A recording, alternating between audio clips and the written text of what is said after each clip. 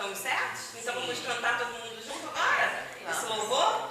Quero ver quem vai me ajudar. Tem que fazer todos, ó. O elefante, o gol e o tuxinho da Vilma. Tá bom? Vamos lá. Vamos, Thomas. Vamos, Thomas. Vamos deixar a mão.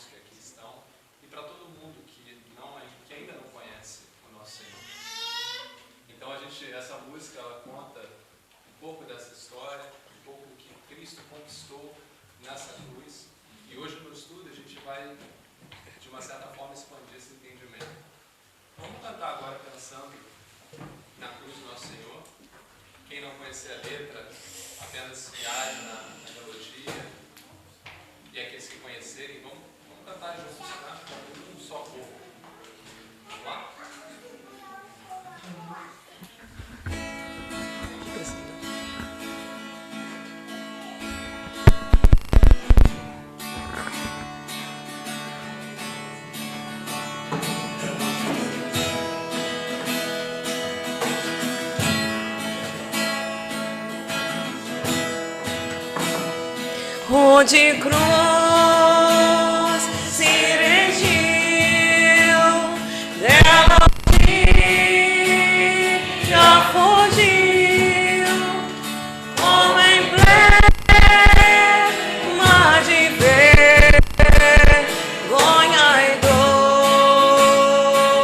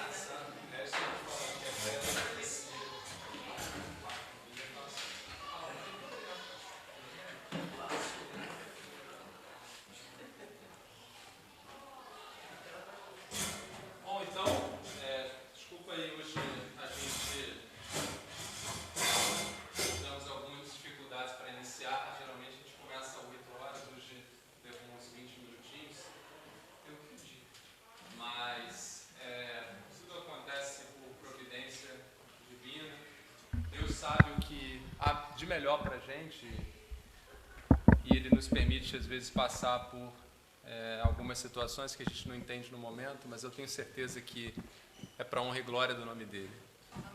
A gente está numa sequência de estudos no livro de Hebreus, e eu vou contextualizar um pouco para os que estão ouvindo pela primeira vez.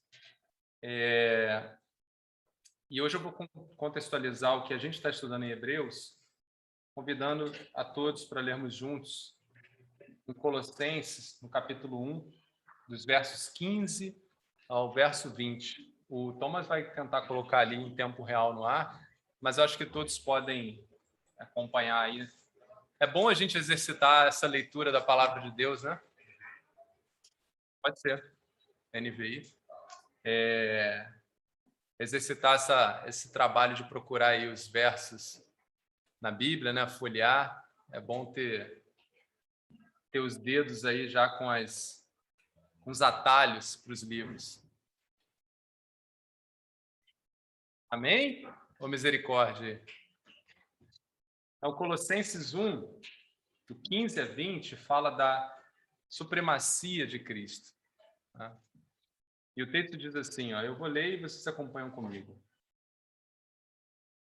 Ele é a imagem do Deus invisível, o primogênito de toda a criação. Pois nele foram criadas todas as coisas, nos céus e na terra, as invisíveis e as visíveis, sejam tronos ou soberanias, poderes ou autoridades. Todas as coisas foram criadas por ele e para ele. Ele é antes de todas as coisas, e nele tudo subsiste. Ele é o cabeça do corpo, que é a igreja. É o princípio, é o primogênito dentre os mortos, para quem tudo tenha a supremacia. Pois foi do agrado de Deus que nele habitasse toda a plenitude, e por meio dele reconciliasse consigo todas as coisas, tanto as que estão na terra quanto as que estão no céu, estabelecendo a paz pelo seu sangue derramado na cruz. O propósito de a gente ler esse texto é que todo o livro de Hebreus ele vai falar da supremacia de Cristo. Ele vai falar desse Senhor que não é apenas o Salvador de todos nós, de todos os perdidos, mas é o propósito de Deus, Pai, para todas as coisas. O texto deixa claro que todas as coisas foram feitas por Ele e para Ele, de modo que Ele é soberano sobre toda a criação. Então, o livro de Hebreus, ele basicamente vai extrapolar esse entendimento da soberania de Cristo, Cristo como sendo o supremo em todas as coisas, vai extrapolar isso em diversos capítulos. Então, ele começa lá no capítulo 1, falando da soberania de Deus, de Cristo em relação aos anjos. Depois ele aborda Moisés. Lembrando que o livro de Hebreus é um livro escrito para um público que é majoritariamente judeu. Então, é um público que conhece muito da história de Deus com o seu povo escolhido. E esse autor vai fazer essa extrapolação na pessoa de Jesus em personagens que são conhecidos por esse povo. Então, ele vai dizer, por exemplo, que Jesus é maior que Moisés, o que vai causar um choque nesses judeus. Vai dizer que Jesus é maior que Arão, né, que era o sumo sacerdote chamado por Deus. E não só isso, vai dizer que o sacrifício de Jesus, que é o tema que nós vamos estudar hoje, é um sacrifício superior ao próprio sacrifício que havia sido instituído por Deus no Velho Testamento. Então, o livro de Hebreus ele vai trabalhar a centralidade de Cristo na sua mensagem e diferentes tópicos. E o tópico de hoje fala de uma coisa muito interessante que a gente vai estudar junto aqui. Eu acho que vai ser interessante para quem conhece e para quem não conhece, aprofundar um pouquinho o tema dos sacrifícios. Tá? Vamos abrir lá no capítulo 10, então, de Hebreus, e a gente vai ler junto. E no capítulo 10 de Hebreus, logo nos primeiros versos, até o verso 4,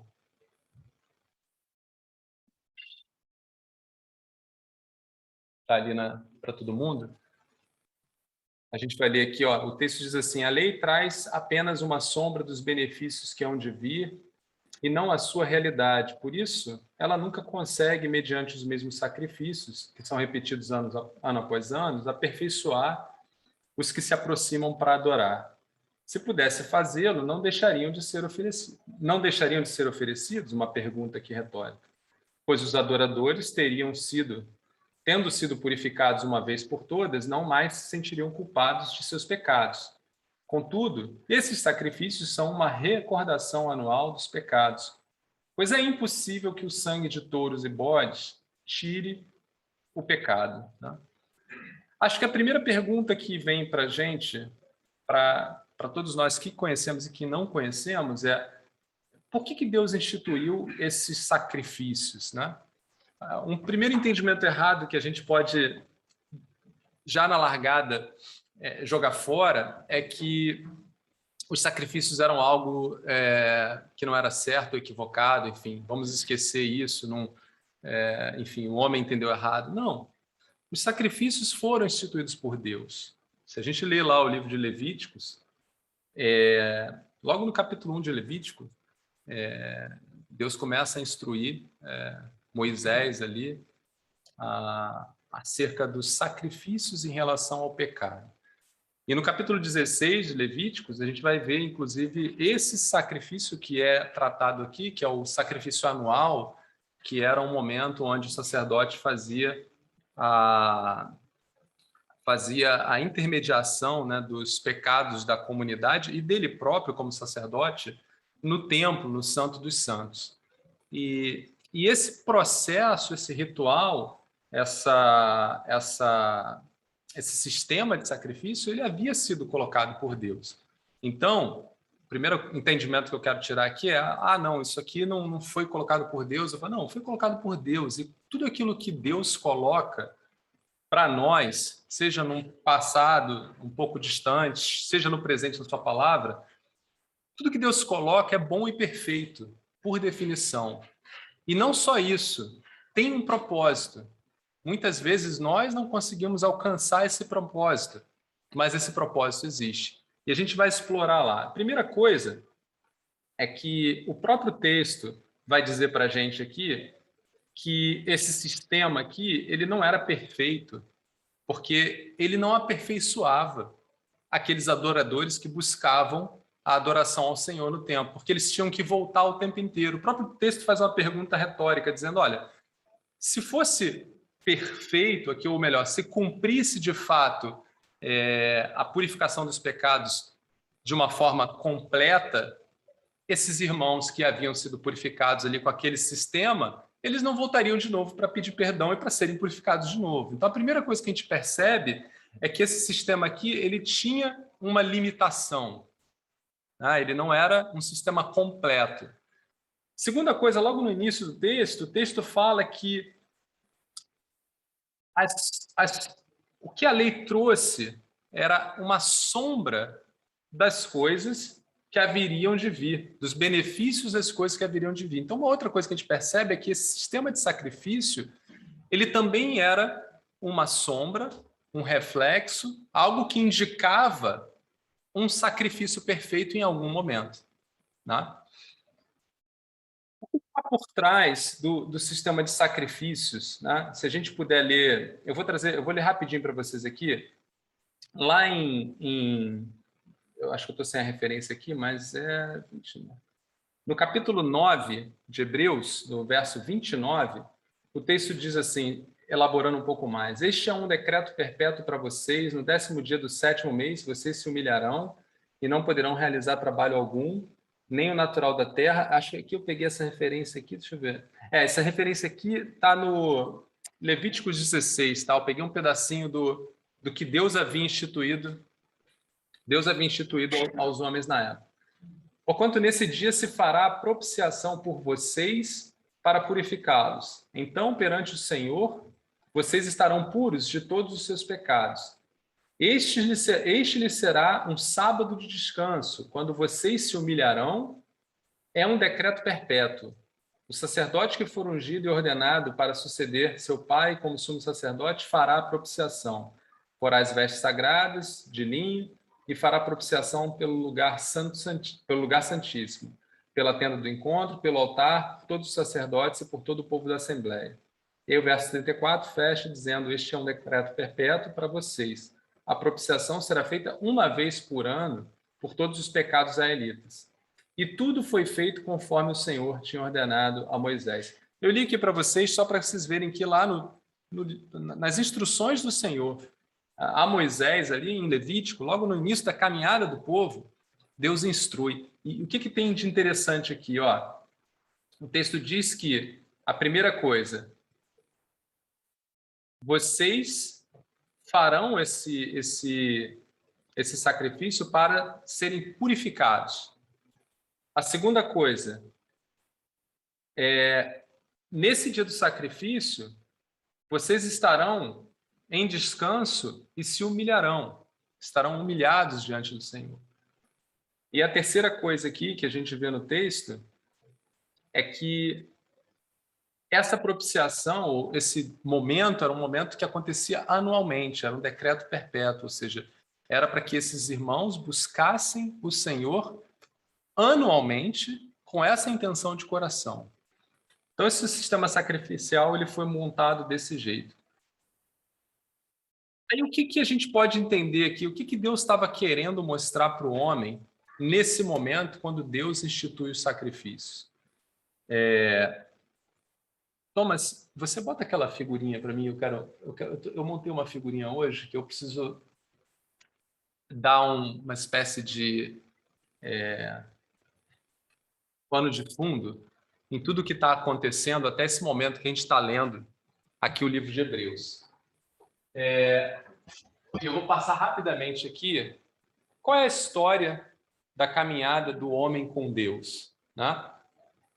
Primeiro círculo lá em cima é Deus, Jesus e o Espírito Santo, que vivem eternamente e se relacionam entre si. Tá? Logo aqui no centro é a cruz de Cristo. Tá? No princípio de todas as coisas, a cruz de Cristo já existia. Já era propósito do Senhor, eu escrevi um texto aqui, não dá para ler, mas era propósito do Senhor que o homem entrasse nessa relação perfeita através da cruz de Cristo. Essa relação é uma relação onde os homens entram nela em espírito e em verdade. No passo seguinte aqui, o homem é criado por Deus, mas se afasta por seu pecado na carne. Ou seja, aqui o homem, quando é criado, a sua carne, Deus o cria. Deus cria o homem com a liberdade.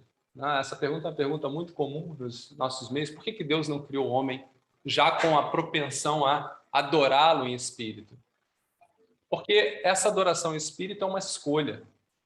O homem precisa fazer essa escolha. Caso contrário, Deus escolhia aqueles para adorar e não teria problema nenhum. Mas nesse momento aqui, o homem, na sua carne, escolhe se afastar de Deus. E aqui no momento em que o homem se afasta de Deus, o homem entra num estado de alienação de Deus. Tá? Aqui eu botei o texto de Romanos 1, se a gente conseguir ler, explica exatamente o estado do homem quando ele se afasta de Deus. Tá? O homem afastado de Deus, ele perde a referência de todas as coisas, de toda a sabedoria. Então ele se entrega no limite às paixões da carne que vão levá-lo à morte. Tá? A gente vai falar sobre isso. E quando o homem entra nesse estado de alienação, o estado seguinte é que toda a humanidade sofre. Toda a humanidade afastada do Senhor permite com que o pecado reine.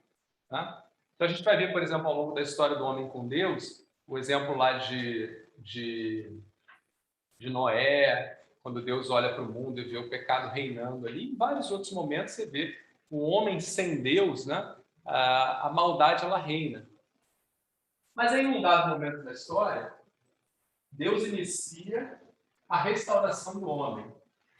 E ele inicia essa restauração separando para ele um povo, e ele ensina a esse povo, no momento dessa separação, o primeiro fundamento importante, a fé. Então, como é que Deus separa o povo dele aqui? Chama Abraão e fala: Abraão, larga sua parentela e vá para uma terra que eu te mostrarei. O que é? Opa! Boa noite, Rodrigão. E Abraão, pela fé. Que conhecimento Abraão tinha de Deus nesse momento? Nenhum. A gente vai ver isso. Esse é o primeiro momento onde Deus separa o seu povo em Abraão e pela fé Abraão continua o trabalho. Aí Deus passa por uma segunda etapa com esse povo. Deus entrega a lei, ensinando ao homem a sua condição de afastamento, o pecado e a natureza santa de Deus. Que momento é esse aqui da história? A lei e os profetas, né? É quando Deus separa Moisés, é quando Deus envia os profetas. O que Deus está fazendo com isso? Olha, eu já passei para vocês o fundamento da fé. Agora eu estou passando para vocês o conhecimento da condição de vocês e da minha santidade. E aqui a gente está se aproximando do nosso tema de hoje. Olha, a gente vai começar a pensar o que o sacrifício, então, tem a ver com isso. Tem a ver com o fato de Deus estar nos mostrando a nossa condição. Então, toda vez que eu volto anualmente para apresentar o sacrifício pelos meus pecados, por isso que o texto que nós vamos ler, Hebreus fala de eu estou recordando. O que eu estou recordando? Eu sou um pecador. Eu estou recordando a minha natureza. Eu estou recordando a minha dependência de Deus para me fazer limpo. O que mais que eu estou vendo nessa relação? Eu estou vendo a santidade de Deus. Deus fala para eu fazer isso o quê? Para que eu me aproxime dele, para que eu possa me aproximar dele, eu preciso estar puro. Então, esse sistema sacrificial foi colocado por Deus para Deus ensinar para a gente exatamente isso, a nossa condição de afastados dele, a nossa natureza pecaminosa e a santidade dele. Então, o sistema de sacrifício naquela época, alguém pode perguntar, Demetrios, então funcionava mesmo? Se aquele irmãozinho lá, o israelitazinho, viesse e fizesse um sacrifício ali, ele estava de fato salvo, limpo naquele momento? Naquele momento ele estava. Porque Deus tinha introduzido aquele sistema para ele estar puro. E se vocês forem nos textos de Levíticos, e nos textos, vocês vão ver que no final dos textos diz: todo aquele que passa por isso aqui está salvo, está salvo, está salvo, está purificado, está purificado. Mas, como a gente leu nesse texto, no próprio texto de Hebreus, esse era um modelo que era para ser repetido, mas ele tinha algumas limitações. Tá? O que vai acontecer aqui na caminhada do homem com Deus? Jesus vem ao mundo e em seu ministério cumpre a lei e recebe sobre si a ira de Deus sobre o pecado. Aqui a gente está falando da cruz de Cristo agora, a cruz de Cristo que já tinha sido definida, já tinha sido pensada por Deus. Lá no céu, a cruz de Cristo agora se materializa na terra. Cristo, na terra, se entrega na cruz. E o último estágio: todo aquele que recebe a cruz de Cristo e o aceita como Senhor é salvo. Cristo agora salva. Da mesma forma que os sacrifícios aqui salvavam, Cristo agora salva. E a gente vai ver nesse texto agora que Cristo é o sacrifício perfeito que o sistema sacrificial do passado apontava. E a gente vai entender agora as características, por que Cristo é o sacrifício perfeito. Eu coloquei aqui, eu esqueci de falar da referência da cruz ali, porque que eu entendo que a cruz de Cristo era o propósito, sempre foi o propósito de Deus em todas as coisas, porque o texto de Efésios deixa isso claro para a gente. O propósito de Deus para nós é por Cristo. Não existe um outro caminho que não seja por Cristo. E no final, Cristo dá glórias a Deus quando ele tem todas as coisas sobre ele. No texto de Efésios 1, de 9 a 12, se vocês puderem ler lá, vai dizer que todas as coisas, num dado momento, serão colocadas no domínio de Cristo. De modo que Cristo vai ser, como a gente leu no texto aqui, supremo sobre todas as coisas. E dessa forma ele vai dar glórias a Deus. O Regis colocou, então vamos ver, né, Regis? Você colocou lá? Thomas, perdão. Nos revelou o mistério da sua vontade através a partir do 9. Nos revelou o mistério da sua vontade de acordo com o seu bom propósito, que ele estabeleceu em Cristo. Isto é, de fazer convergir em Cristo todas as coisas, celestiais ou terrenas, na dispensação da plenitude dos tempos. Nele fomos também escolhidos, tendo sido predestinados conforme o plano daquele que fez todas as coisas segundo o propósito da sua vontade, a fim de que nós, os que primeiro esperamos em Cristo, sejamos para o louvor da sua glória. Repara aqui o texto 11, né? Nós fomos escolhidos, tendo sido predestinados naquele plano, ou seja, naquela cruz que eu mostrei lá no princípio, nós já estávamos ali. Nós já estávamos ali. Fomos escolhidos ali. Então, voltando para o texto que a gente estava falando do sacrifício, então o sacrifício ele ensina para a gente o quê? Ele ensina para a gente a nossa condição, ensinava no Velho Testamento a nossa condição. Que condição é essa? Condição de pecadores, afastados, alienados de Deus, por isso precisamos da purificação. Ensinava também a santidade do Senhor. Eu não podia me apresentar diante do Senhor com essa natureza pecaminosa. Eu precisava desse sacrifício. Deus institui isso e, num dado momento, aqueles homens, eles praticavam isso. Mas o que aconteceu? Se a gente abrir lá o texto em Isaías 1, Isaías 1, Deus diz assim o texto, ó, isso é Deus falando agora. Lavem-se, limpem-se, removam suas más obras para longe da minha vista, parem de fazer o mal, aprendam a fazer o bem, busquem a justiça, acabem com a opressão, lutem pelos direitos dos órfãos. Perdão, eu estou lendo, eu pulei uma coisa aqui.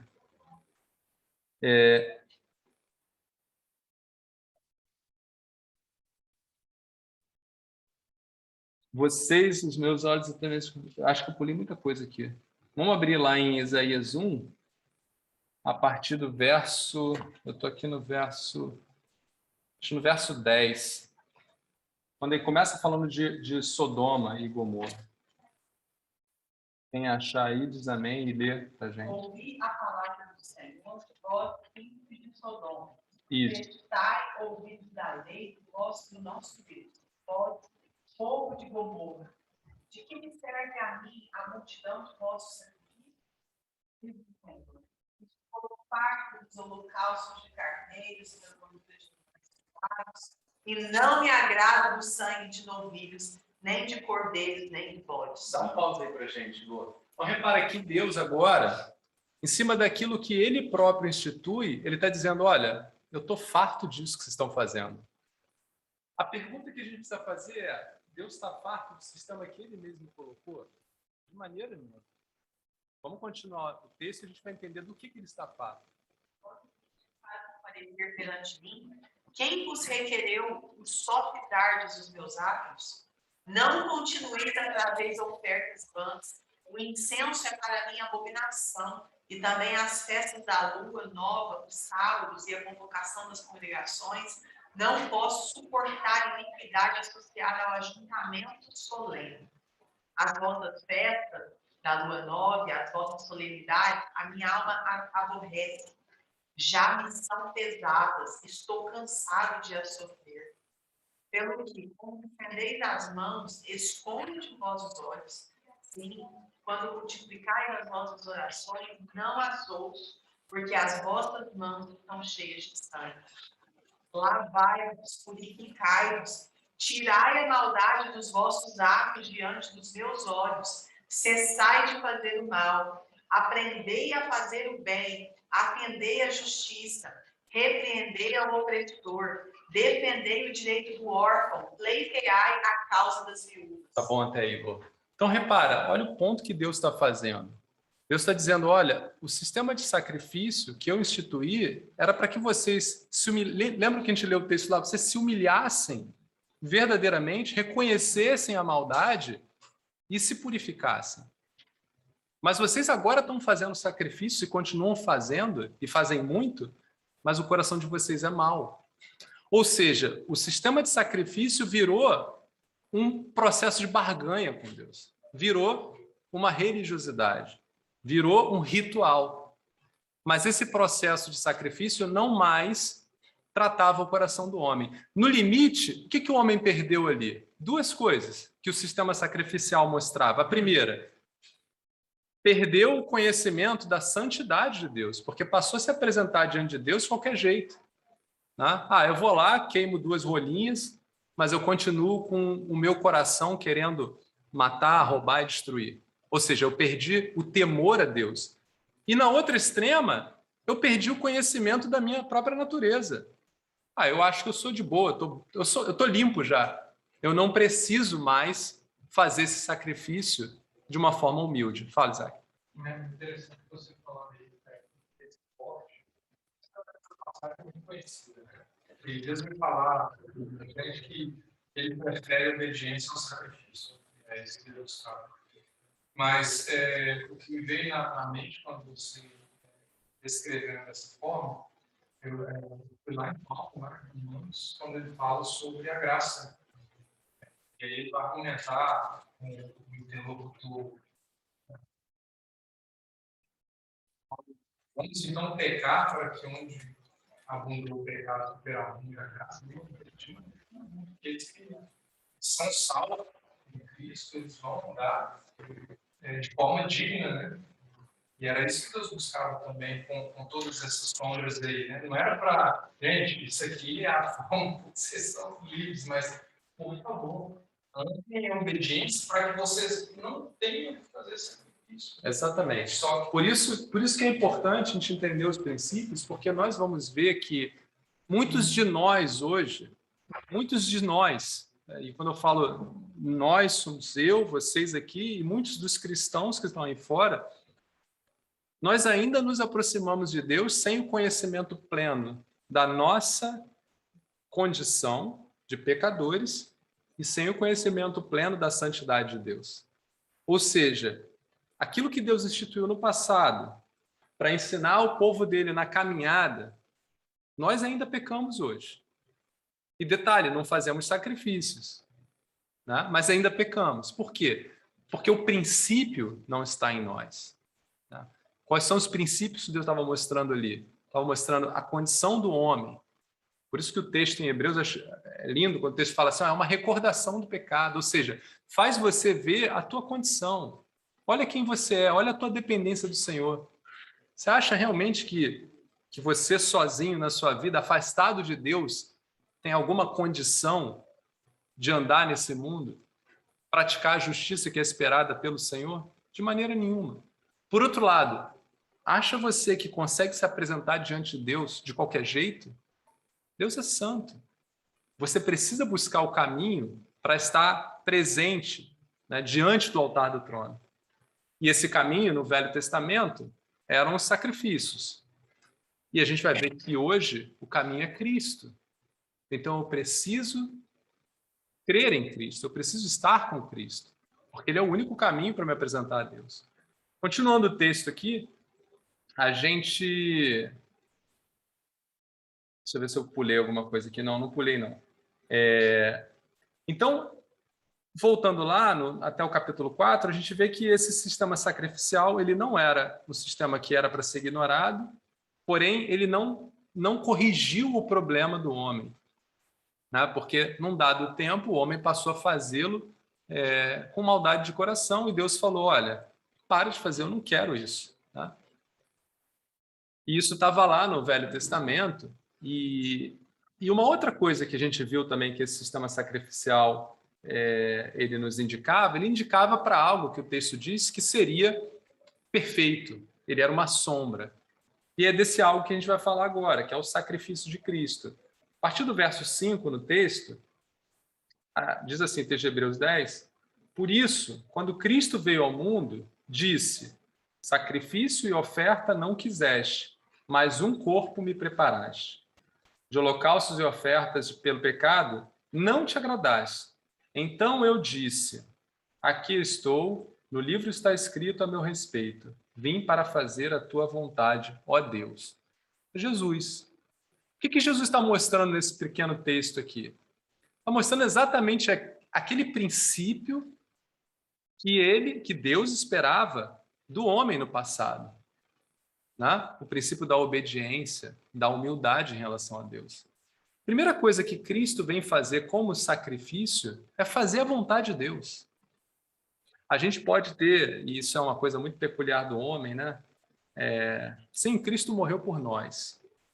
Como a gente viu aqui, a cruz de Cristo é o princípio de todas as coisas. E Deus, Cristo e o Espírito Santo, quando enxergaram o homem nessa relação através da cruz de Cristo. Então, Cristo já sabia que ele se entregaria pelo homem. Sim, Cristo morreu por nós. Mas antes de Cristo ter morrido por nós, Cristo foi obediente ao Pai. Antes de Cristo morrer por nós, ele foi obediente ao Pai. E é isso que ele está dizendo aqui, ó. Eis-me aqui, vim fazer a tua vontade. Tá? E como é que Cristo faz essa vontade? Através da sua vida, né? Então, vamos continuar lendo o verso 8. Primeiro ele disse, sacrifício e ofertas, holocaustos e ofertas pelo pecado não quiseste, nem deles te agradaste, os quais eram feitos conforme a lei. Então acrescentou, aqui estou, vim para fazer a tua vontade. Ele cancela o primeiro para estabelecer o segundo. Ou seja, nesse momento, Cristo se coloca como o único sacrifício. Ele cancela. Nesse momento aqui, aquele sistema sacrificial que os judeus estavam acostumados, foi cancelado. Por quê? Porque chegou aquele momento, aquele sacrifício que a palavra no Velho Testamento apontava para. Jesus agora está dizendo, ó, agora o sacrifício sou eu. Agora vocês aí, interessante que ele está falando isso aqui, vocês têm que ter em mente que quem está ouvindo isso aqui ainda está fazendo sacrifício. Quem está ouvindo isso aqui está indo para o templo ainda, não é o nosso caso hoje, mas está indo para o templo ainda fazendo sacrifício. E o autor está dizendo, não, a partir desse momento, Cristo é o sacrifício. Isso vale para a gente também. Se nós nos apresentamos de uma forma ritualística, né, na presença de Deus, sem antes olhar para Cristo, estamos fazendo a mesma coisa. E a palavra do autor está dizendo para a gente, olha, não adianta você buscar a igreja todo domingo, você buscar ler a Bíblia toda hora, você buscar ser uma boa pessoa, se você não tem um relacionamento com Cristo, porque agora o sacrifício que permite você estar na presença de Deus é por Ele. Não é por nenhuma outra coisa, é por Cristo. Então você precisa buscar um relacionamento com Cristo em primeiro lugar. E o texto continua dizendo... É muito chocante com a prática, porque é um princípio que Deus queria ensinar ao homem, né? Que obediência não só é agradável para ele, mas é para nós uma bênção. Quando a gente obedece o Senhor, que é quem deseja o melhor para as nossas vidas, para nós a salvação, é tudo de bom, não tem nada de ruim. Mas Cristo, que foi quem foi perfeitamente obediente, o que ele teve como recompensa? Ele teve a mim e a você, né? Que recompensa, né? Então, é o contraste de o que tem para nós pela obediência, de conhecer a Deus, isso que o Demetrios acabou de falar, e o preço que ele pagou, sendo Deus, sendo perfeito, sendo completo em si mesmo, ele ter sido obediente para ganhar para si, para nos chamar de novo para esse relacionamento, é um amor que simplesmente não dá para entender. Ele nos ama porque ele nos ama, ele nos quis porque ele nos quis, porque aí são águas profundas demais, né, para a gente... E é exatamente, fechando um pouco do que você falou, é o que o verso 10 vai dizer, ó, pelo cumprimento dessa vontade, fomos santificados por meio do sacrifício do corpo de Jesus Cristo, oferecido uma vez por todas. Ou seja, exatamente isso, porque Cristo se colocou como oferta, obedecendo à vontade do Pai, nós fomos resgatados. Nós fomos salvos nesse momento. Quando o texto fala aqui que nós fomos santificados, aqui a gente pode entender como fomos salvos. O que a gente entendendo agora, por que o sacrifício de Cristo, por que Cristo como um sacrifício semelhante ao sangue de bodes e de carneiros, por que ele é superior? A primeira coisa está no caráter da remissão de pecados. E isso é interessante a gente entender.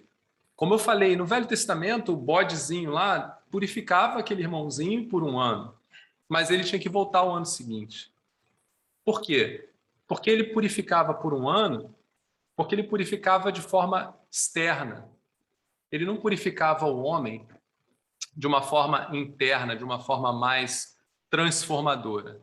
A segunda coisa é que o homem precisava fazer aquilo constantemente até que ele morresse. Então, aquele sacrifício era um sacrifício que por definição, ele era repetitivo. E nesse momento, quando Cristo se entrega, duas coisas passam a acontecer, né? A primeira coisa é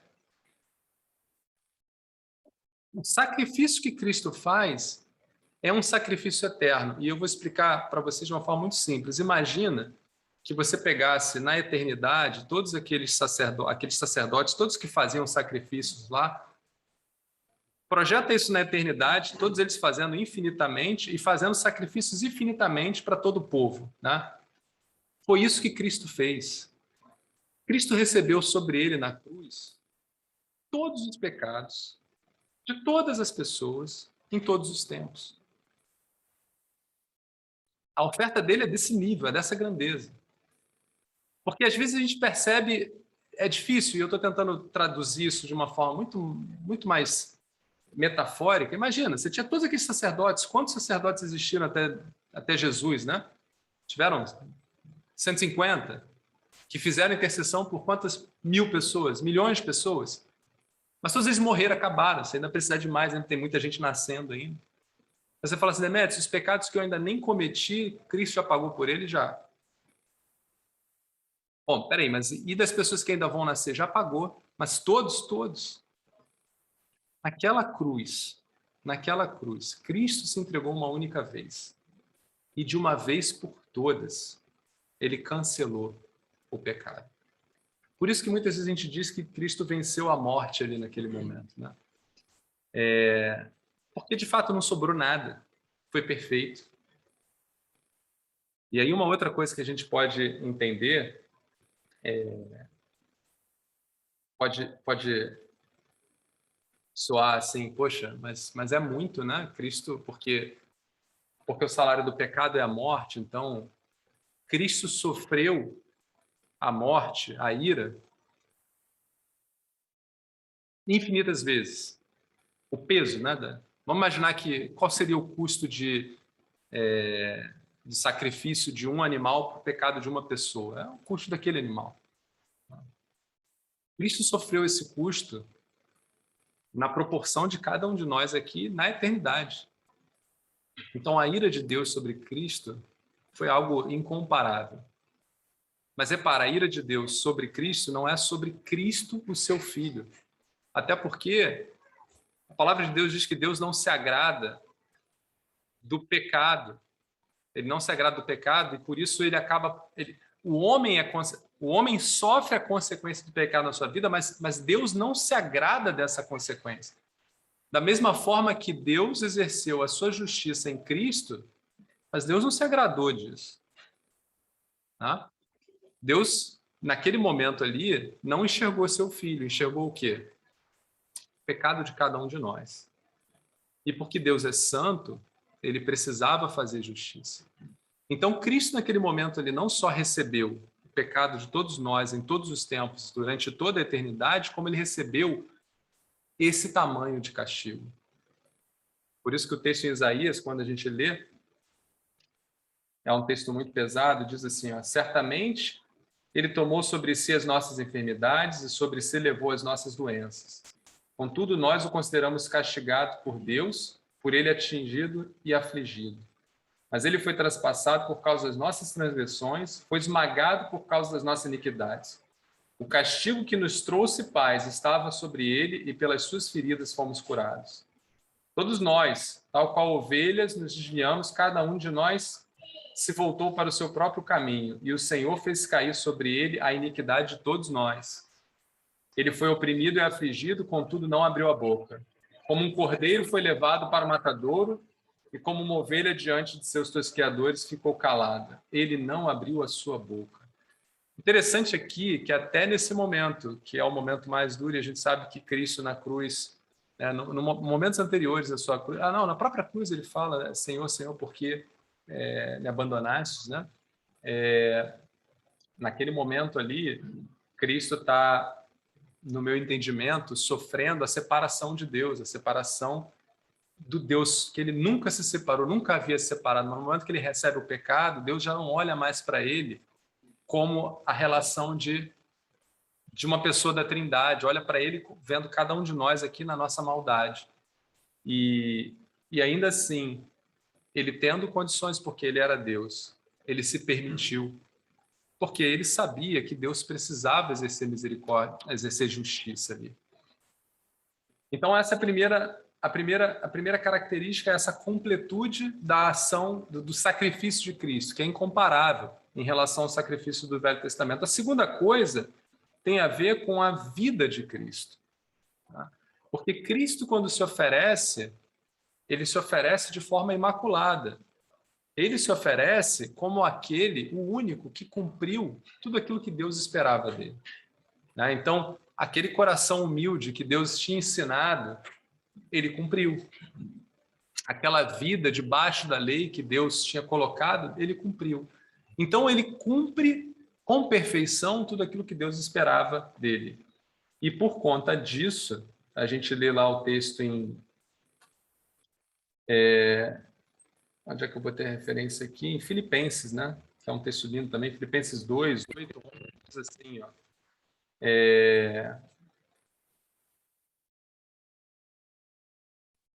E sendo encontrado em forma humana, humilhou-se a si mesmo e foi obediente até a morte, e morte de cruz.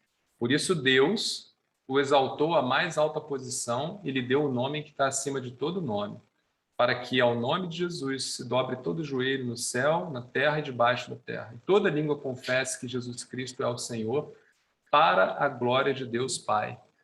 Então, nessa vida em humildade, nessa vida em dependência de Deus, que Jesus se entrega, ele obtém a supremacia de todas as coisas. E ele passa a ser o rei da justiça. Ele já era o rei da justiça, mas agora toda a justiça vem dele, né? E ele obtém todas as coisas para ele, debaixo dos seus pés. Então, esse sacrifício de Jesus traz duas características para a gente. A completude, né? Nós estamos limpos eternamente. E não só isso. Por sua vida justa, por sua vida imaculada, nós agora temos uma vida justificada, né? Aí você pode falar assim, poxa, Demetrios, mas eu não vivo ainda uma vida justificada, né? Não vivo essa vida de Cristo ainda. O texto continua. Vamos ler o texto? O texto diz assim, ó. O Espírito Santo também nos testifica... perdão, eu parei no verso 11. Ó, por ter vivido uma vida imaculada, o verso 11 diz assim, ó, dia após dia, Hebreus 9, 10, 11. Dia após dia, todo sacerdote apresenta-se e exerce os seus deveres religiosos repetidamente, oferece os mesmos sacrifícios e nunca podem remover os pecados. Mas quando este sacerdote acabou de oferecer, e esse sacerdote aqui é Jesus, para sempre um único sacrifício pelos pecados, ele assentou-se à direita de Deus. Repara aqui, ó, toda a supremacia. Então, quando Jesus ele se entrega naquela cruz, vivendo essa vida, ele agora está no trono, ao lado de Deus. Daí em diante, ele está esperando até que os seus inimigos sejam colocados como estrados dos seus pés. Porque por meio de um único sacrifício, ele aperfeiçoou para sempre os que estão sendo santificados. Então, que perfeição é essa que eu estou falando? Exatamente do senhorio de Cristo na vida do cristão, né? Todos aqueles que servem a Cristo, eles passam agora a beber da água da vida, né? Em Cristo nós conseguimos cumprir aquilo que Deus espera de nós, não fora dele mais. Então, Cristo traz sobre si toda a justiça de Deus, porque ele cumpriu a lei, e no momento que nós o aceitamos como Senhor das nossas vidas, nós recebemos isso. Só que aí tem um detalhe, nós recebemos isso, nós recebemos esse senhorio e recebemos a remissão dos pecados se nós o aceitamos como Senhor e Salvador da nossa vida. Caso contrário, nós não temos parte com Cristo. Isso tudo que eu falei aqui, basicamente foi para a gente explicar esse capítulo, mas eu queria trazer um ponto importante, o poder da cruz de Jesus, que passa por tudo que eu falei aqui agora, mas passa por uma visão talvez mais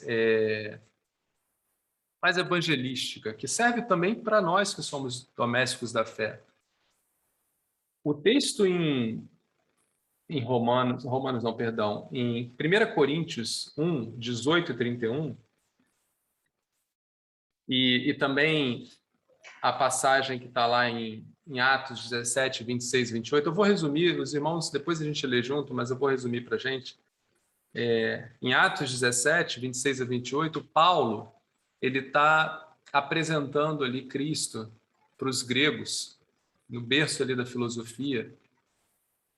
E o texto de 1 Coríntios 1, 18 a 31, ele fala... deixa eu ver se é esse o texto mesmo que eu quero. Se você abrir... Thomas, bota para a gente lá o 1 Coríntios 1, de 18 a 31. O título desse capítulo aí fala da cruz de Cristo como escândalo, como pedra de tropeço para quem está no mundo. A primeira frase ali para a gente dá um pouco o entendimento do que o texto vai falar. Pois a mensagem da cruz é loucura para os que estão perecendo, mas para nós que estamos sendo salvos é o poder de Deus. Isso resume o que Paulo vai falar nesse capítulo. E o que é isso, né? Se a gente for entender o que é isso, a gente vive num mundo que a cruz de Cristo ela é loucura se a gente reflete sobre ela à luz do que nós conhecemos nesse mundo. Paulo, quando estava apresentando essa argumentação, ele estava diante de um cenário que era o seguinte: ele tinha judeus, tá? E ele tinha gregos. E os judeus ali, a gente não está falando de qualquer judeu, eram judeus mestres da lei, como Paulo tinha sido, e gregos filósofos. Tinham pessoas ali capazes. E quando Paulo vai apresentar a cruz de Cristo, na verdade, quando Paulo está ali implantando igreja. Então, eu quero que vocês viajem comigo nisso. Paulo está ali fazendo um trabalho missionário, implantando igreja. Olha, eu quero apresentar Cristo. Os judeus estavam esperando. Os judeus esperavam milagres, revelações. Paulo era conhecido, naquele momento, por fazer já milagres. Se a gente pegar lá no livro de Atos,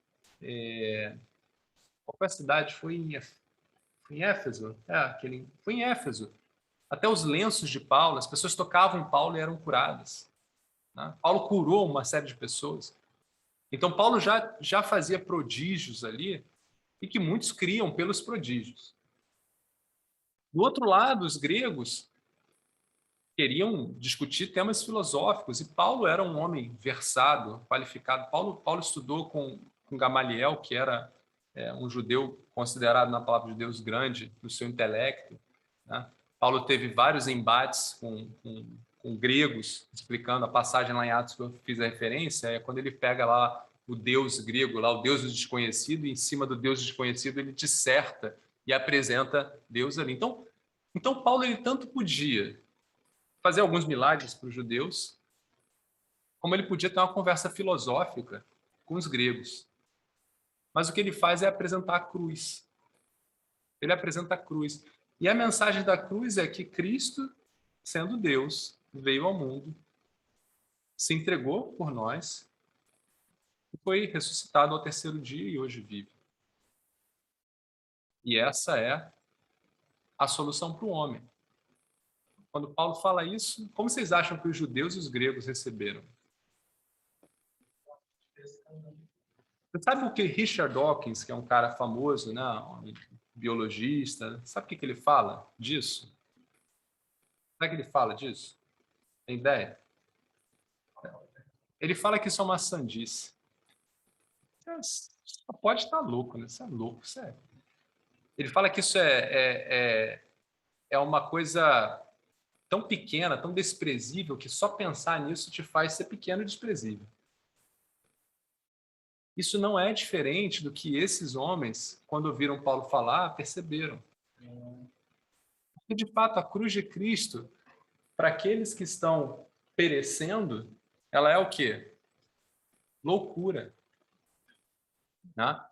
Por que ela é loucura? Porque, Paulo, Thomas, volta na figurinha para mim, aqui. Aqui. Por que ela é loucura? Porque o homem, quando está nesse momento aqui, ó, o homem se rebelou com Deus, e o que acontece quando ele se rebela com Deus? Ele se afasta de Deus. Quando o homem está afastado de Deus, ele não conhece mais a Deus. Ele não tem mais referência de Deus. Deus passa a não existir mais na vida dele. Então, você falar da cruz de Cristo, falar do pecado, isso é loucura. Ele não compreende, o homem no mundo não compreende essas coisas. Então, de fato, se torna loucura. E por que é loucura? Porque o homem está numa condição que ele não enxerga. Ele não consegue enxergar aonde está a vida dele. Essa alienação que a gente está mostrando aqui, essa situação que a gente está dizendo aqui, ó, que o homem ele tem uma condição de pecado, ele não enxerga Deus, ele não enxerga a santidade, tudo isso é cegueira para esse homem que está no mundo.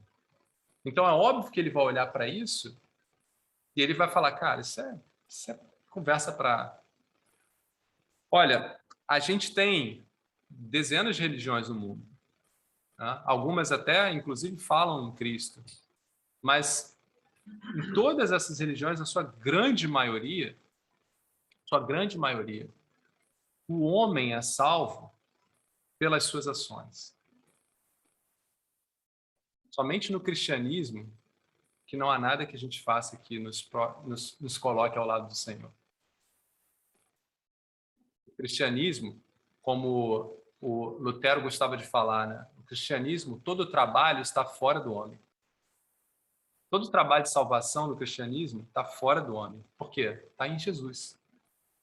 Todas as outras religiões são seus méritos. Se você fizer aqui, você colhe lá. Se você for bom aqui, você está bem lá. Mas no cristianismo não há nada que você faça que vá te colocar com Deus. É tudo que Cristo fez, não você. Fala, Isaac. A transformação também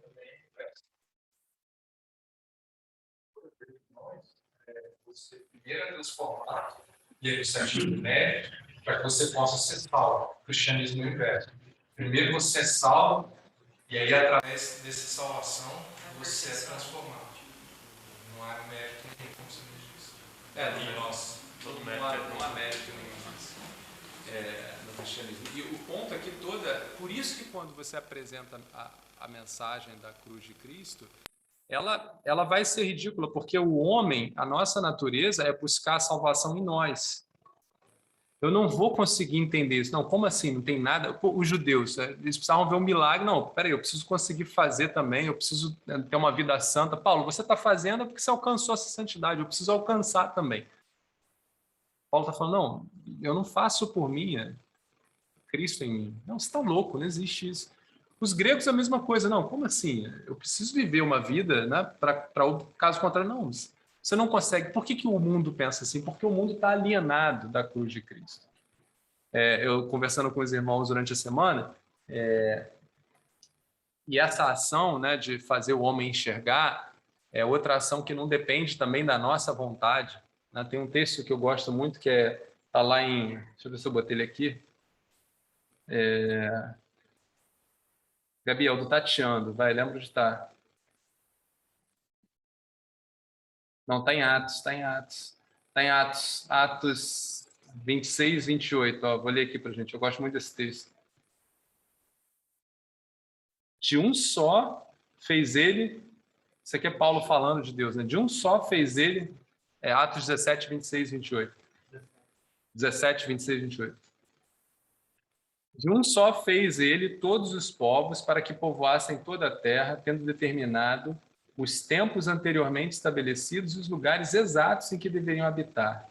Deus fez isso para que os homens o buscassem e, talvez tateando, pudessem encontrá-lo, embora não esteja longe de cada um de nós, pois nele vivemos, nos movemos e existimos, como disseram alguns dos poetas de vocês. Também somos descendência dele.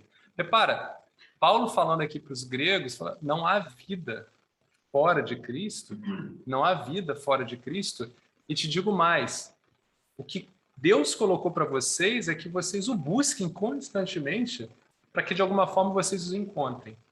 Mas esse trabalho também de abrir os nossos olhos para enxergar a realidade de Deus, a realidade da cruz de Cristo, é um trabalho do Espírito Santo de Deus, né? O nosso coração, a nossa mente, ela tem muita dificuldade, aí eu não vou entrar no mérito aqui do quanto ela tem dificuldade de reconhecer Deus. Se de um lado, em Romanos, o texto deixa claro que nós podemos sim cogitar a existência de Deus pelas coisas criadas, Deus deixou padrões, né?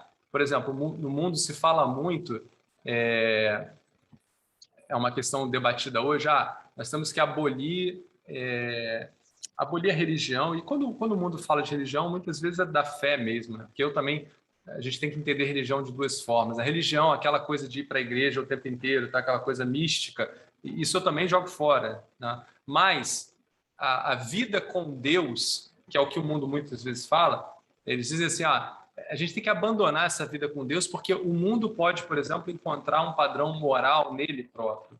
Isso é balela. Porque como a gente pode encontrar um padrão moral de convivência se somos todos diferentes? Né? São aquelas histórias que a gente às vezes escuta e que fala assim, peraí, deixa eu pensar nisso. Peraí, você está louco. A gente aqui, nessa sala aqui, a gente não consegue definir um padrão de regras que atenda a todos nós. Não conseguimos.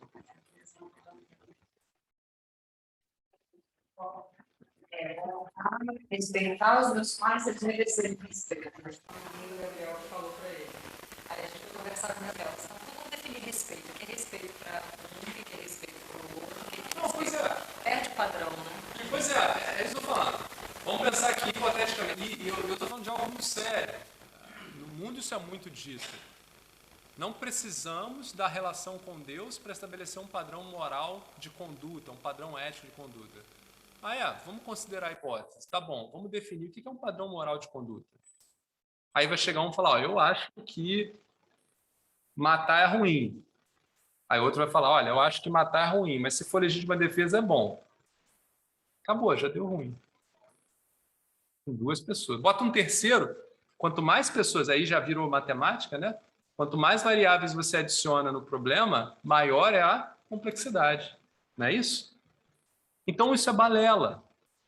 Então, não existe uma sociedade que funcione do ponto de vista moral se Deus não existe.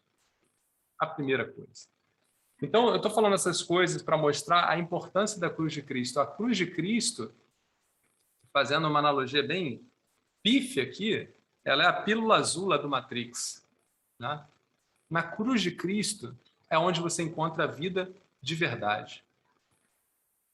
Tudo e qualquer coisa que há fora da cruz de Cristo são distrações. São vidas em mundos paralelos, né? Quem era criança? Bom, não vou denunciar a idade aqui. Me arrependo. Tem ninguém velho aqui. Bom, quando eu assistia Superman, tinha o planeta bizarro, o mundo bizarro, lembra? Todo mundo era quadrado. Então, é assim que o mundo vive. Eu não quero dizer isso de uma forma nenhuma. Não me entendam errado. E eu vou falar o que Paulo fala na palavra de Deus. Eu não me orgulho de enxergar esse mundo da forma como ele deveria enxergar, torto, com os seus defeitos, enxergar que a realidade é só... Eu não me orgulho, eu me orgulho em Cristo. Porque Cristo me abriu os olhos. Não fui eu. Porque eu também era refém desse mundo. E muitos que estão no mundo são reféns dessa realidade que eles não conhecem. Lá, como no Matrix, né? Vive uma vida. Mas pensa, refletindo nessa vida do mundo, né? O que move as pessoas no mundo? O que move a pessoa acordar, dormir, trabalhar todo dia? É uma vida que, se as pessoas refletem nelas, e eu entendo que muitos refletem, e por isso que muitos são acordados por Deus, e outros, infelizmente, se encontram em desespero, em depressão. Por que depressão é a doença do século? Por que hoje eu escuto tem crescido muito, né? As clínicas de saúde mental. Clínica de saúde mental ninguém está ficando louco. É isso que está acontecendo, o mundo está enlouquecendo. O corona veio para enlouquecer. Por que essas coisas todas acontecem? Porque quando você está afastado de Deus, as realidades que você tem por aí, elas são todas distorcidas. Eu tenho uma pergunta que, se a gente fizer aqui, a gente encontra um consenso. Fácil aqui, fácil aqui. Vocês concordam que a nossa sociedade, ela é doente, está ficando doente? Concordam que o ser humano... Doente não é doente só no sentido de doença, não. Doente das coisas que a gente observa. Né? É uma sociedade que você fala assim, não, pô, cara, show de bola. Não, não é.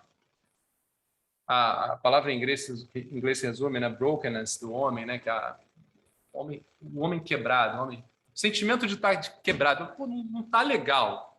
Esse sentimento de que não está legal, eu acho que é para todo mundo. Acho que todo mundo olha e fala, putz, podia ser diferente. Não está inteiro. Não está funcionando. Não é aquela... tem um ruído. E isso acontece porque toda a realidade que nós vivemos no mundo, se ela não passa por Cristo, ela é distorcida. Então, para resumir, e eu acho que vale agora para a gente refletir em casa, se nós fomos acordados, e eu creio que todos nós fomos acordados para a realidade que é Cristo, como nós temos vivido essa realidade? Porque eu não mencionei, e a gente vai falar sobre isso no próximo estudo bastante, mas eu vou mencionar hoje, tudo que Cristo fez, e já tinha sido proposto, tá? Vocês viram a cruz no início, Cristo fez porque Ele nos amou, porque Ele quis fazer. E Ele não depende de nós para que Ele conceda a sua cruz. A cruz de Cristo, ela é de graça. É o que a gente chama de graça. O que é a graça? A gente não merece. Mas assim mesmo, Cristo fez por nós. O texto lá em Romanos nos diz que enquanto nós ainda éramos perdidos, afastados, quando estávamos aqui desse lado da figura, distante de Deus, nessa condição, Cristo se entregou ali. Cristo não se entregou para nenhum de nós bom. Entregou, ele estava perdido. E ele se entregou de forma gratuita. Mas para que a gente possa receber essa graça, a gente precisa crer nisso. E essa palavrinha que eu queria falar com os irmãos. O que é a fé? O que é crer? Pensamento positivo? O que é crer?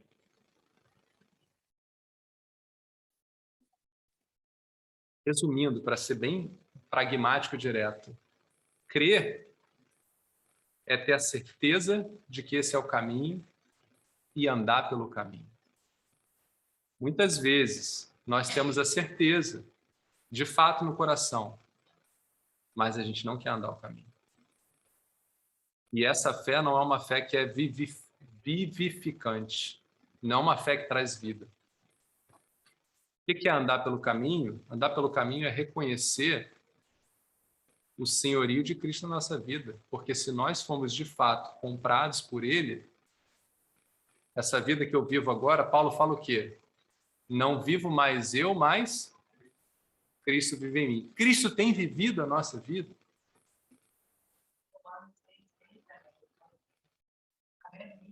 Foi crucificado com Ele, o nosso velho homem, para que o corpo do pecado seja destruído e não sirvamos o pecado como escravos.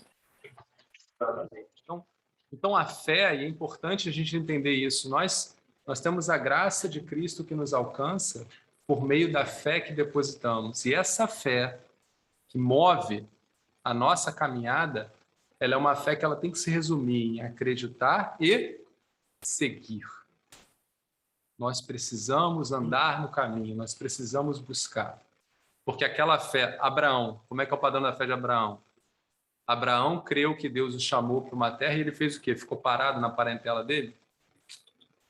Ele foi. Quando Deus pediu que Abraão entregasse Isaac, Abraão obedeceu, foi lá na hora, fez o quê? Entregou um outro menino no lugar? Não, entregou Isaac. A fé é um compromisso. A fé na cruz de Cristo precisa ser uma crença, eu creio e eu assumo um compromisso. Caso contrário, ela é falha.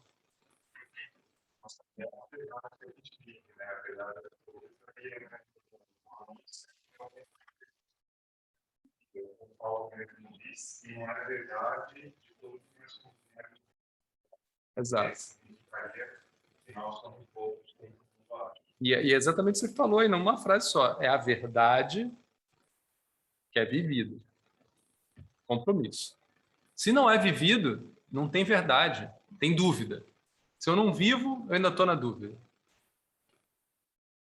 E a gente precisa enxergar isso porque o mundo, ele precisa enxergar nos cristãos essa fé que vivifica, essa fé que traz vida.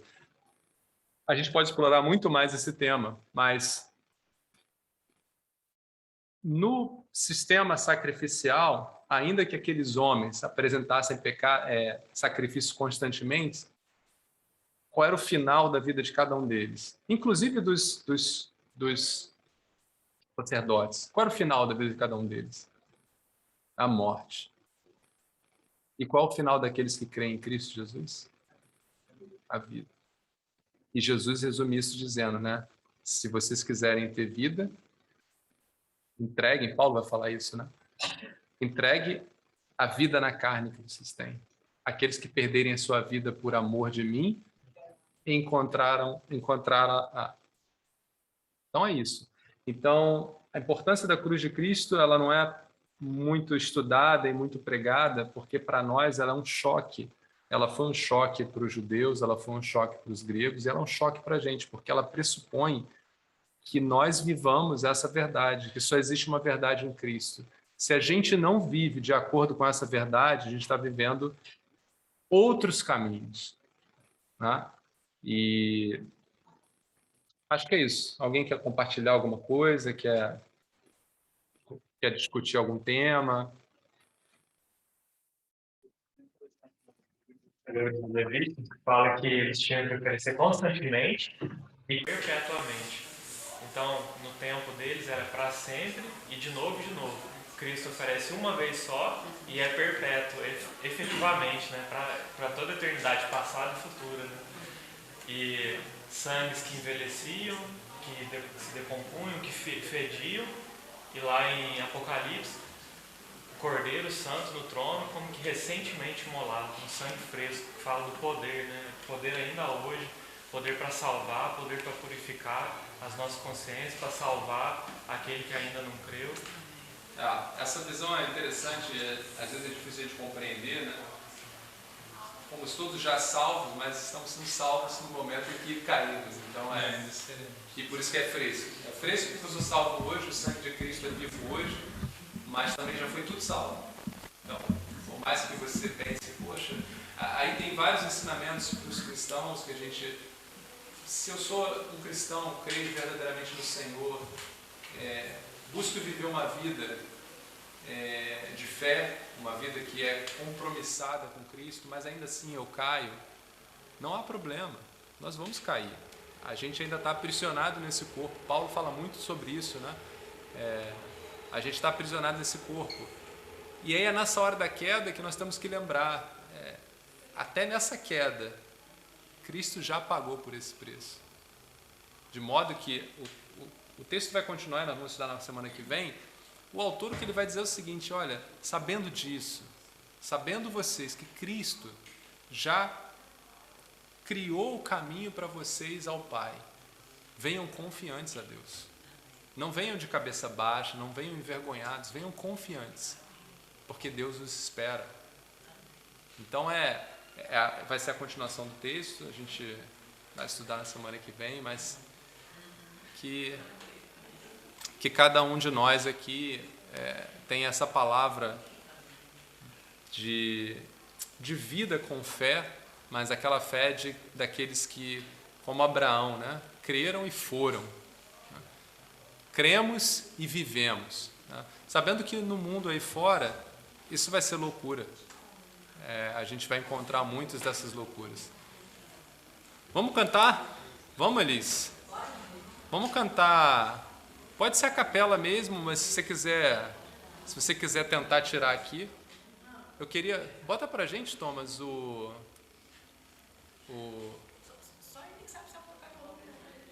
Não, eu sei não. O Isaac sabe, a Lohane sabe.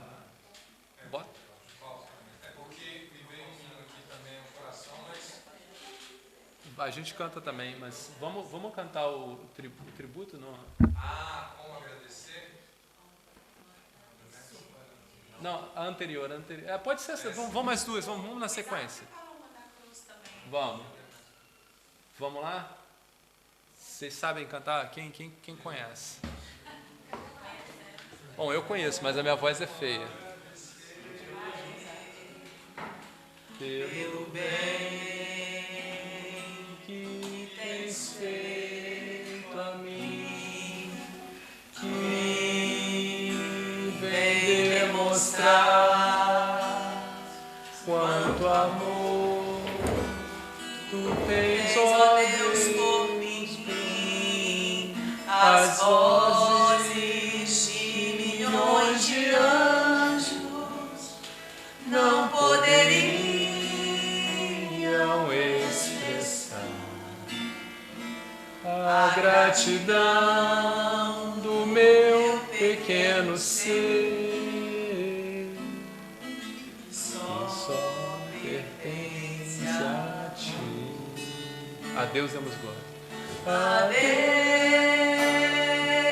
demos glória. A Deus demos glória. A Deus demos glória, que por nós tanto fez. Foi na cruz. Foi na cruz que salvou-me, seu poder restaurou-me. A Deus demos glória, que por nós tanto fez. Quero viver pra te adorar, te meu Senhor. E se surgir um louvor ao Calvário, seja assim, assim.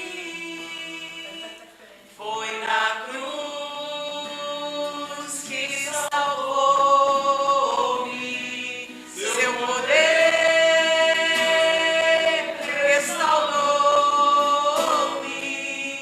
A Deus demos glória, que por nós tanto fez.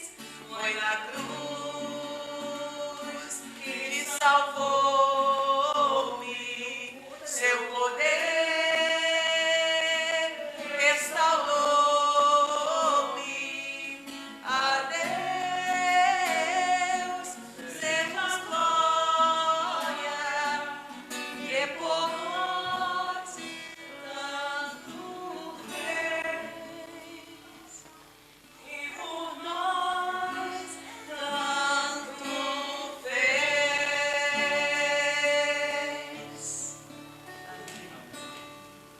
Passei.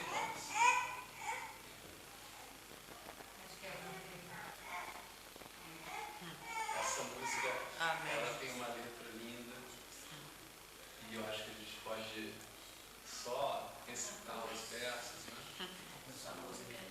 Isaac tem uma voz boa para levar. Você quer tocar, Isaac? Não consegue. Consegue? Você consegue? Traz o violão. Aí vai ser um milagre. Fica tranquilo.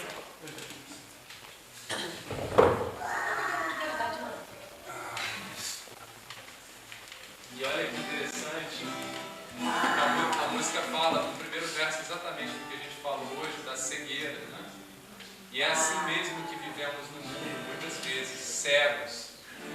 Como cegos nós estamos, nós não mais, graças a Deus, porque Cristo abriu o olhar do nosso coração para a sua cruz, mas muitos ainda andam cegos. Tá?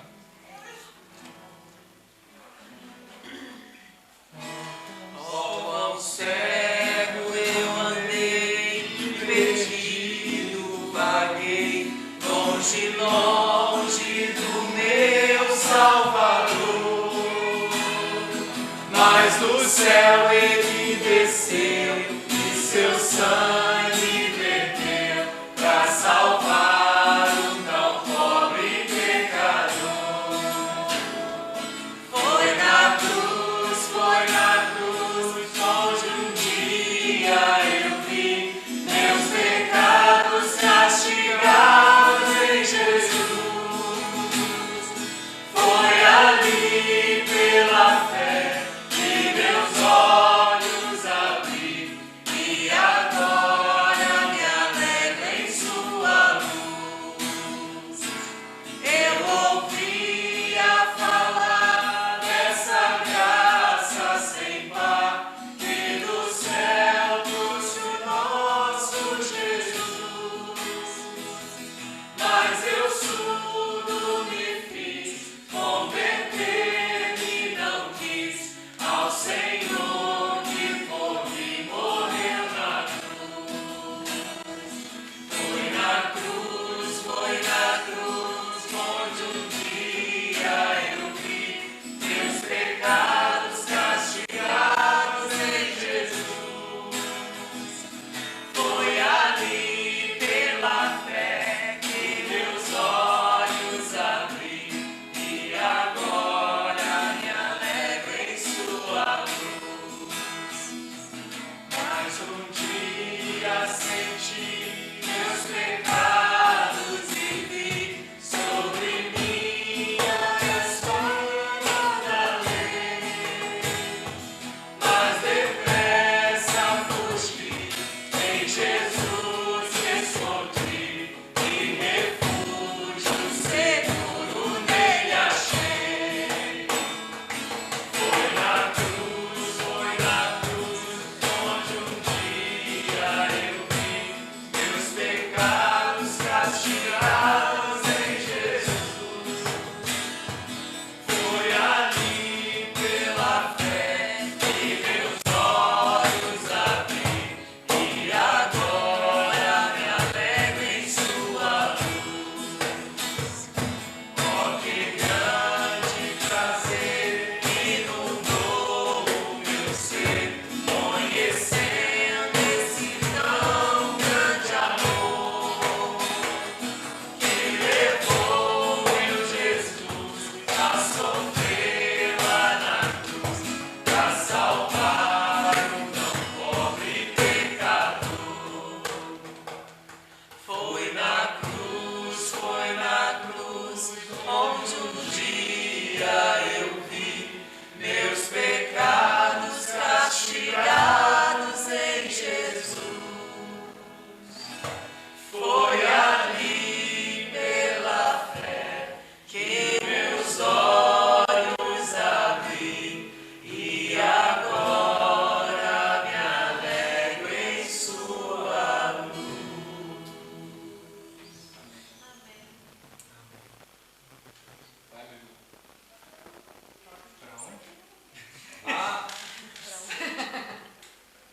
Conseguiu pegar?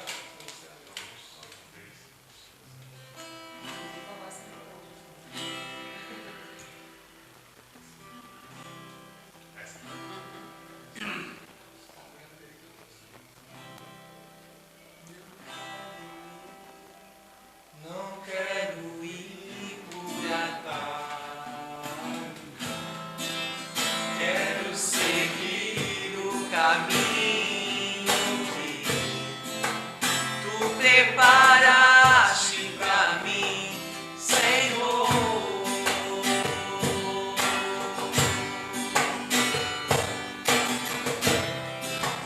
Quero agradar o teu coração, te obedecer é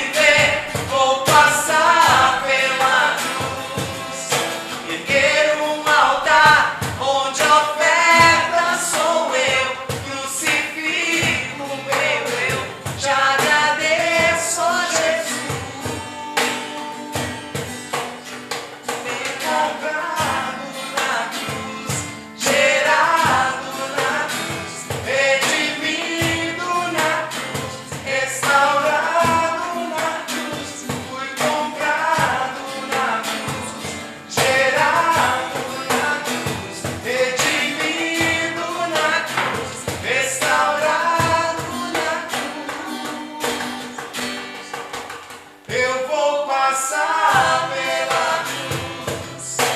Me quebrantar, vou passar pela cruz.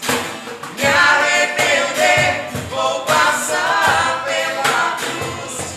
E ainda está manchada de sangue. Por tanto me amar, vou passar pela cruz. Nela me ver, vou passar pela cruz. Ter um altar onde oferta sou meu, crucifico meu eu. Te agradeço, ó Jesus. Pela cruz, pela cruz.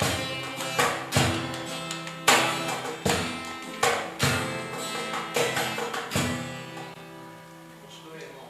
Por aí, bota lá a autoridade do governo. Vamos levantar, vamos, pra gente... Não, essa é tua, não? Sim. Bora. Já tá ruim? Autoridade, autoridade, você. Qual é o nome dela?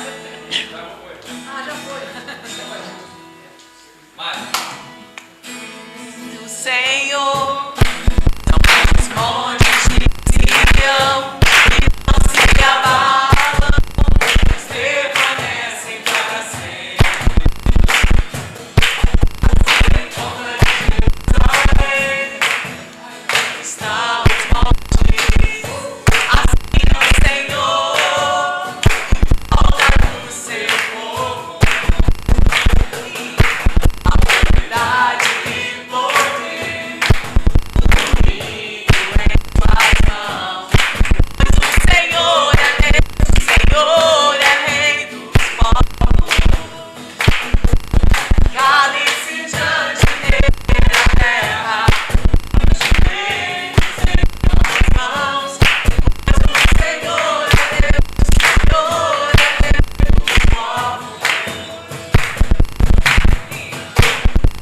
Não dá, sem Jesus não dá. Não, não dá, sem Jesus não dá pra viver. Não dá, sem Jesus não dá pra viver. Não dá, sem Jesus não dá. Confio no Senhor, são montes de Sião que não se abalam, mas permanecem para sempre. De Jerusalém são os montes, assim o Senhor volta do seu povo. Autoridade e poder, o domínio em suas mãos. Pois o Senhor é Deus, o Senhor é Rei dos povos. Cale-se diante dele na terra, dobre os joelhos, ergam as mãos. Pois o Senhor é Deus, o Senhor é Rei dos povos. Não dá, sem Jesus não dá. Não dá, sem Jesus não dá. Não dá, sem Jesus não dá pra viver. Sem Jesus não dá. Não dá, sem Jesus não dá. Não dá, sem Jesus não dá pra viver. Não dá, sem Jesus não dá pra viver. Não dá, sem Jesus não dá.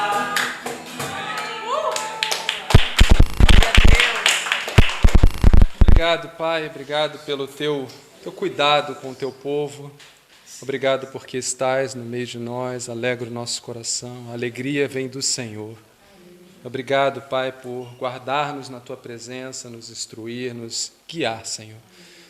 Nós esperamos, Pai, que de alguma forma tu tenhas encontrado prazer em nós, Pai, porque somos tão falhos e tão pequenos, mas nós temos o teu Santo Espírito conosco. Nós temos as esperanças, ó Pai, da Tua Palavra, e o nosso Senhor intercede por nós. Estamos seguros, Pai, na Tua presença, em Jesus, o nosso Senhor. Amém. Agora é comida, né?